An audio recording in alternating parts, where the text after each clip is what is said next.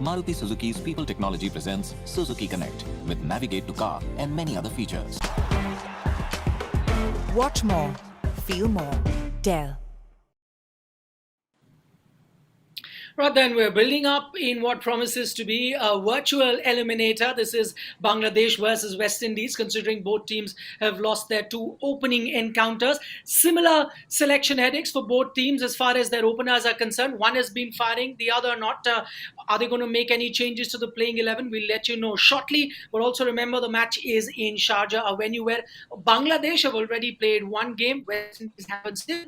Watching Maruti Suzuki presents ESPN Cricket for T20 Timeout, powered by Dell. I'm delighted to be joined by my two experts today in Daren Ganga and Shahriar Nafees.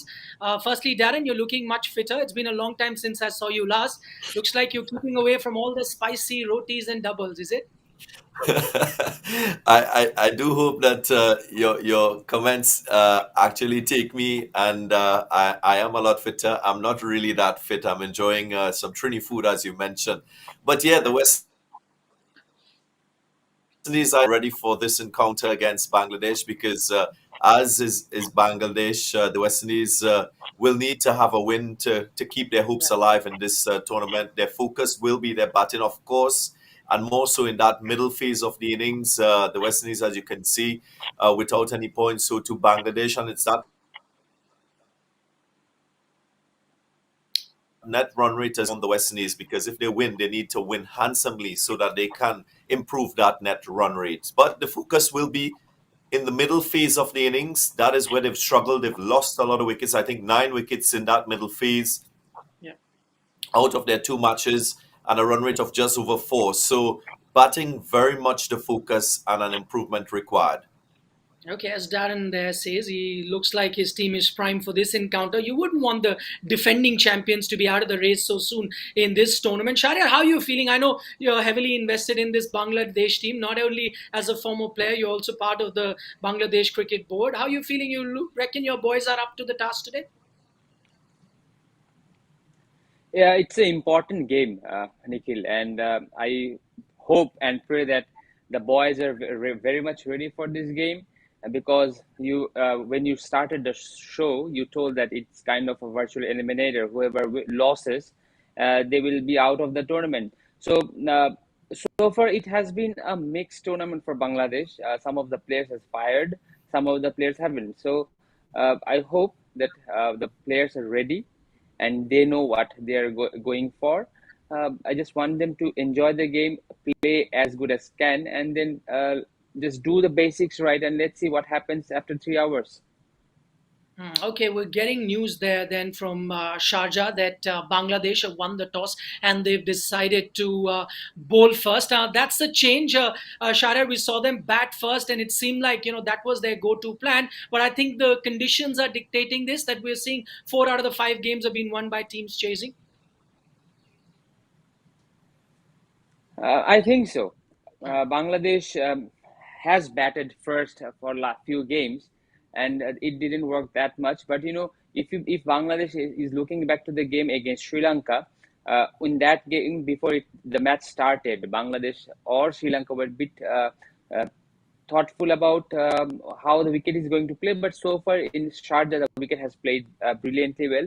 So Bangladesh wouldn't mind chasing totals. In against West Indies, the firepower they have.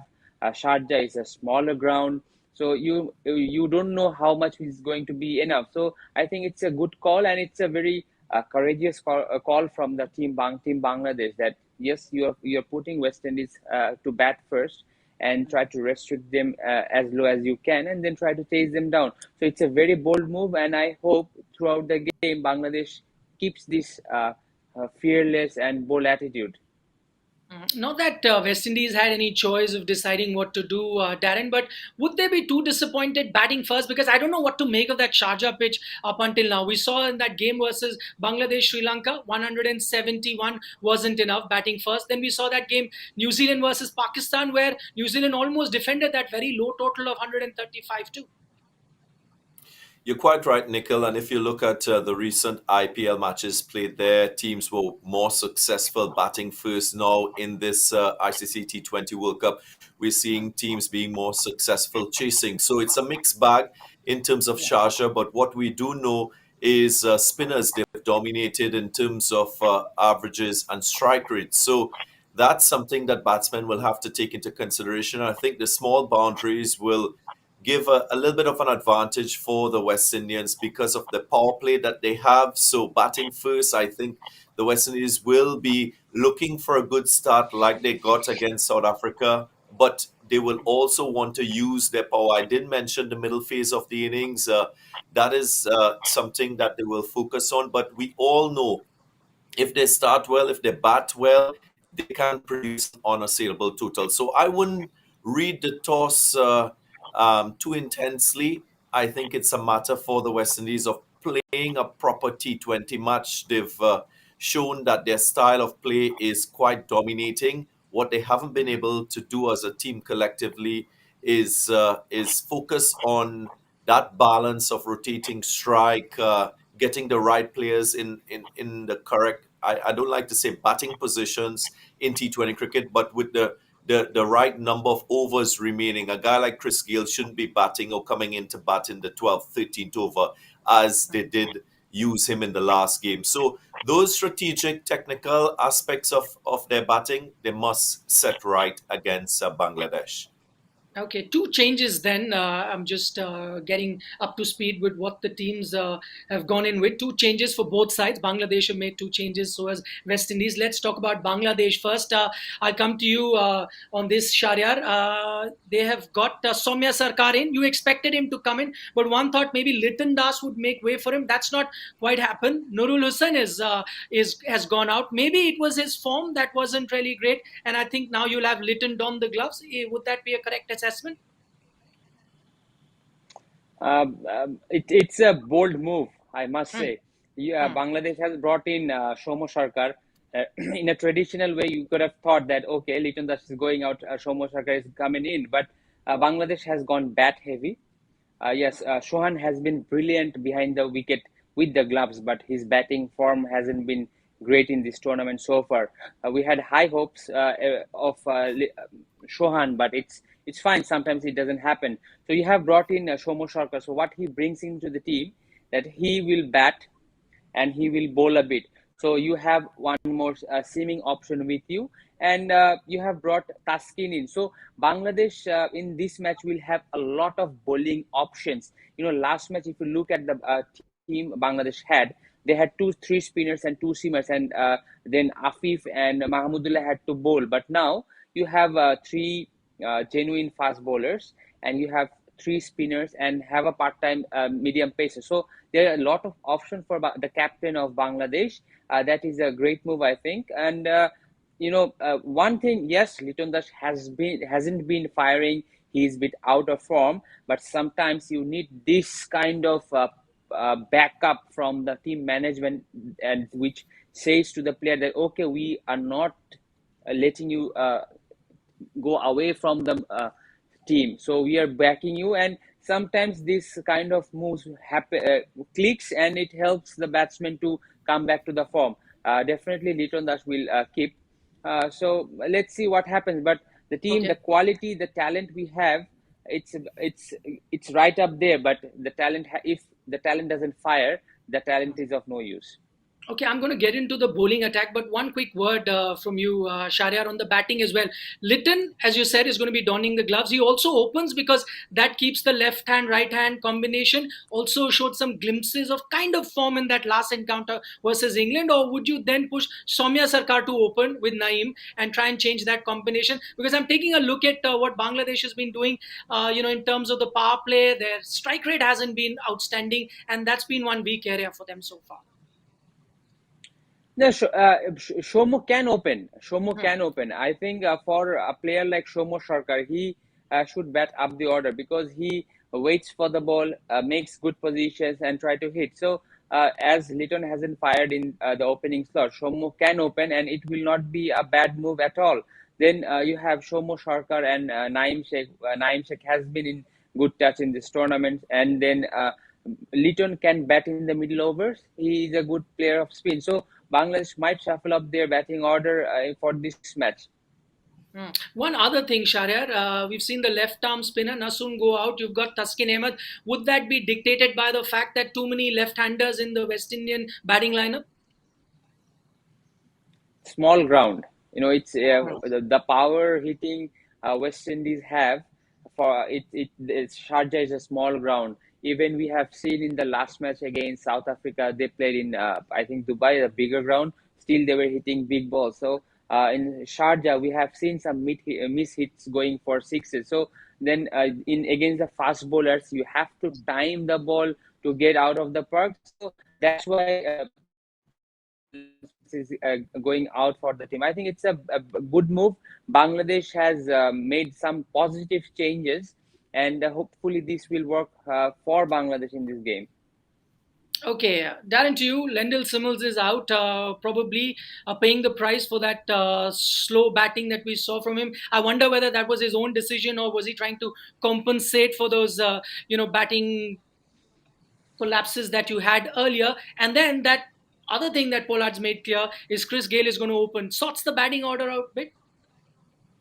Yeah, indeed. I think both Chris Gale and Leonard Simmons could not have played in this side for today's match, given the form that we've seen from Roston Chase and given what transpired in the first two matches for the West Indies. So that's a positive change.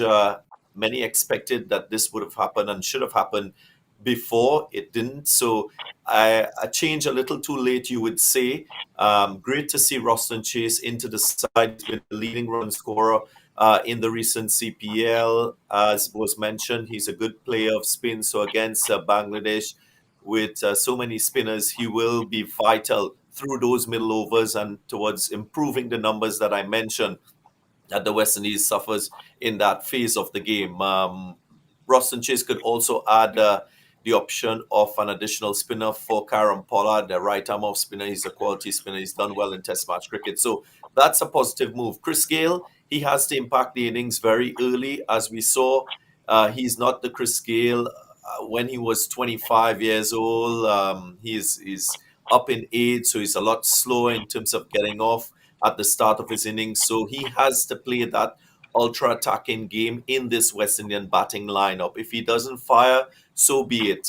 He can't afford to bat a lot of overs with a low strike rate. You have the likes of Shimron Hetman, Nicholas Puran, Karen Pollard himself, who's been very prolific with the bat. These guys must have an impact in the innings. We saw Andre Russell not getting many overs in that last game against South Africa. So positive move. Hopefully this will spin around the batting form. Evan Lewis has been very good with the bat. That if that continues in Sharjah, it will spark the right sort of attitude towards the batting. I'm also very pleased to see that Jason Holder is in this side. Again, another late inclusion, and Jason should have been part of this 15-man squad from the onset.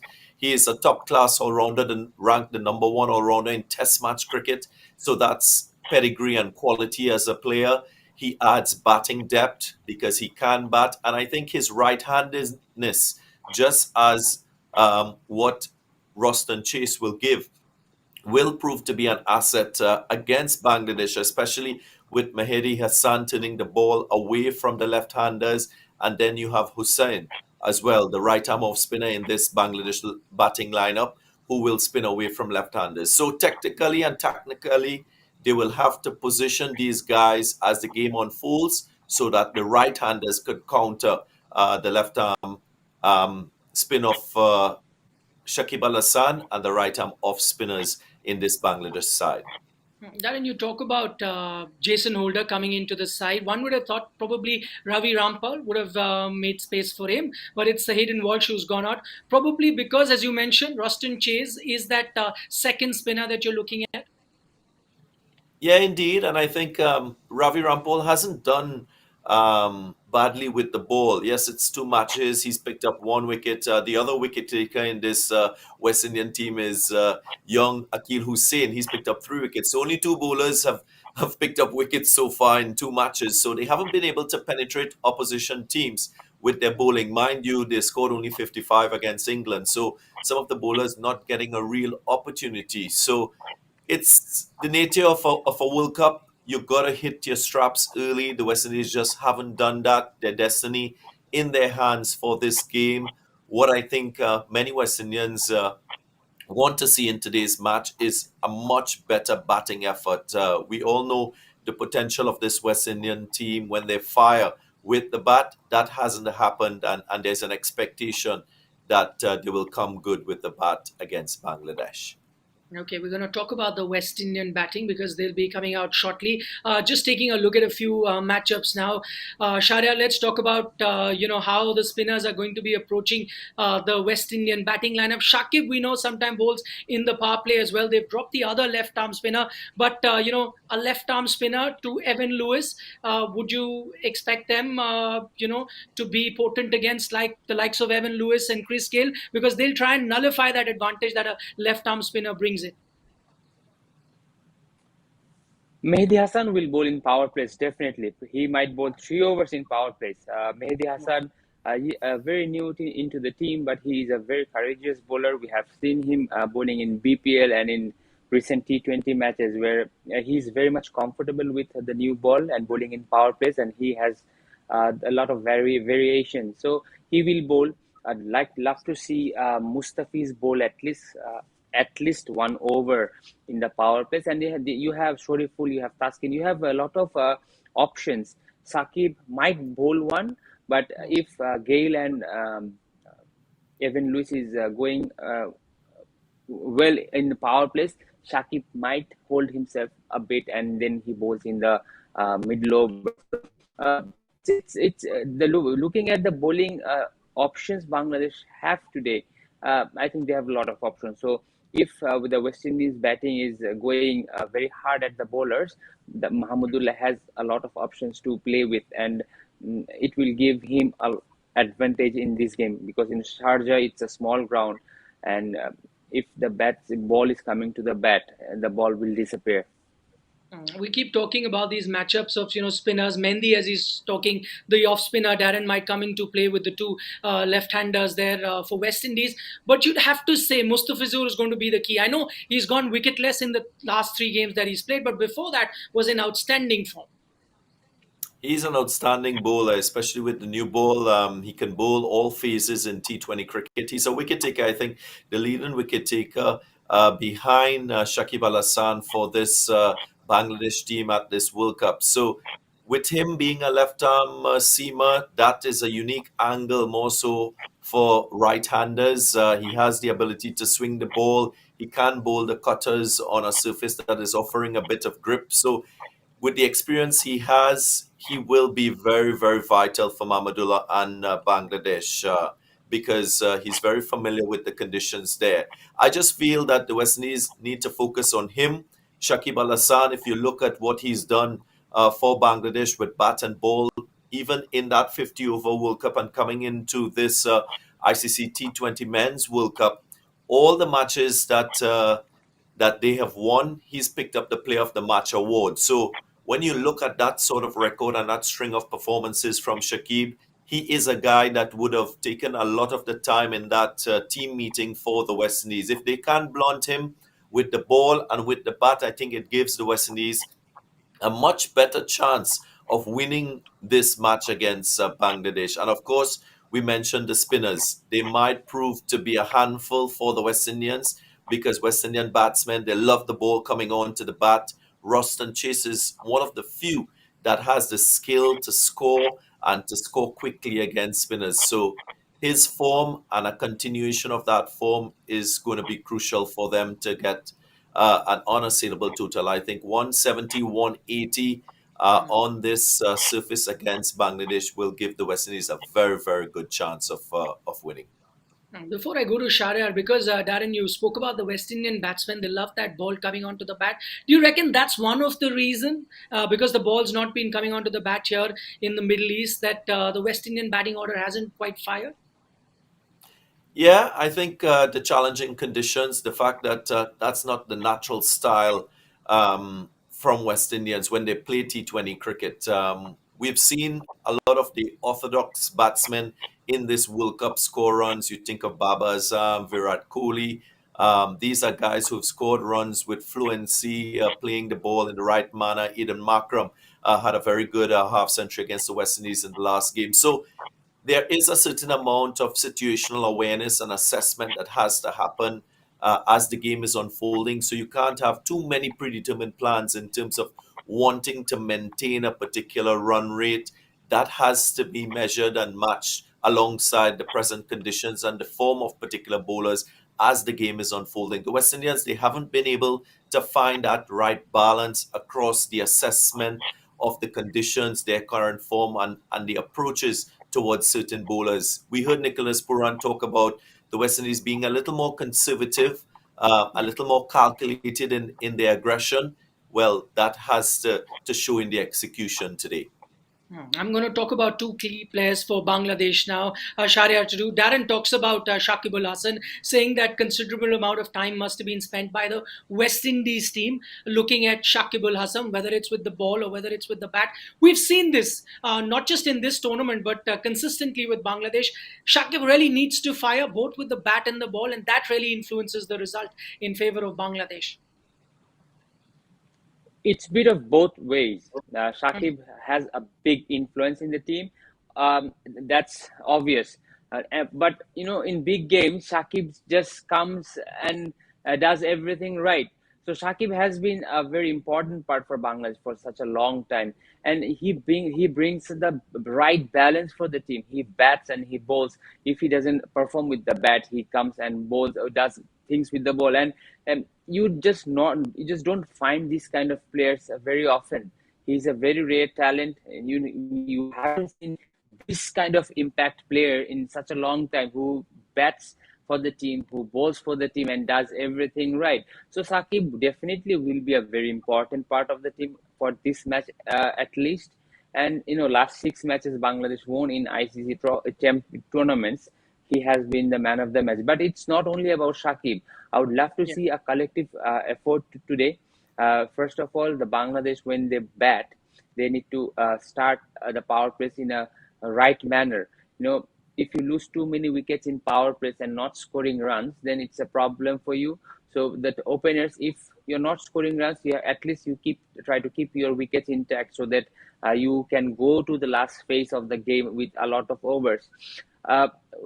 The batting performance of Bangladesh team in this tournament has been very inconsistent.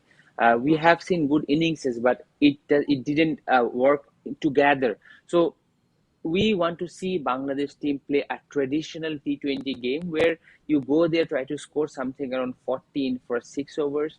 Then in middle overs, you don't lose many wickets. So, and in last 6 overs, you try to go hard and keep at least 6 to 7 wickets. So Bangladesh doesn't need to do wonders in this match. They need to keep the basics right. And when you are bowling first, so try to restrict the West Indian total something below 160. So you play basic game, keep basic right, and do the basics in a right manner. That will be the message for the team for me today. Okay, Daren has said that he would like West Indies to reach about 170. Shahriar says that he would like his team to keep it below 160. So we're getting an idea what is the sort of total that both teams would be looking at. Final word to you, Shahriar. The fact that Bangladesh have already played a game here in the T20 World Cup, will that come into play? Would they understand the conditions slightly better? They will definitely understand the condition better, but if the team is you're playing against is West Indies, and that will be a worry, because if the batting firepower of West Indies fires today, that will be a spot of bother, because the ground is small. The wickets, it will definitely help Bangladeshi bowlers, but the ground is very, very small. We have seen against Sri Lanka that a lot of top edges going for sixes, and West Indian players, they try to hit the ball so hard. So that is one spot of bother for me today. And they've included a fast bowler in Taskin Ahmed, who bowls as quick. One, as you said, top edges is definitely going to go over the boundary. But Daren, Ganga, Shahriar, Nafees, thanks so much for joining us. We're building up to that virtual eliminator, as I called it, right at the start of the program. Plenty of things to look forward to. The batting order from both sides, especially West Indies, they've given an extended run to the likes of Puran as well as Hetmeyer. Will they finally come good for their team? We'll have to wait and watch. You are watching Maruti Suzuki Presents ESPN Quick Info T20 Timeout, powered by Dell.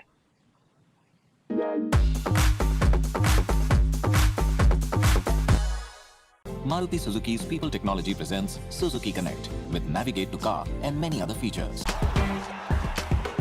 Watch more, feel more, Dell.